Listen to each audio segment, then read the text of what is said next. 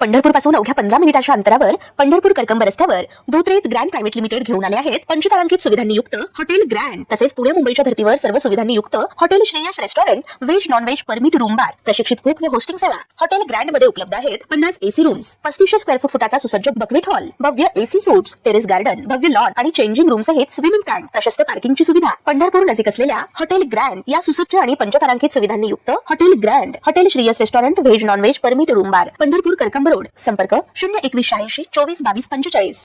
जळगाव जिल्ह्यात सध्या सूर्याचा प्रलय सुरू असून तीव्र उष्णतेच्या लाटेने एका नवविवाहितेचा बळी घेतल्याची प्राथमिक माहिती समोर आली आहे।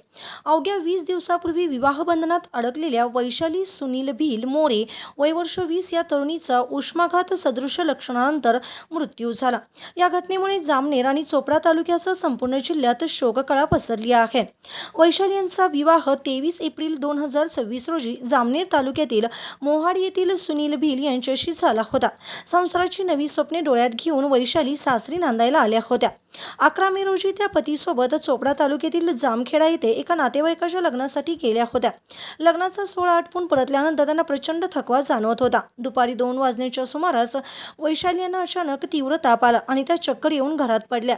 प्रकृती चिंताजनक असल्याने कुटुंबियांनी त्यांना तातडीने नेरी येथील ग्रामीण रुग्णालयात दाखल केले।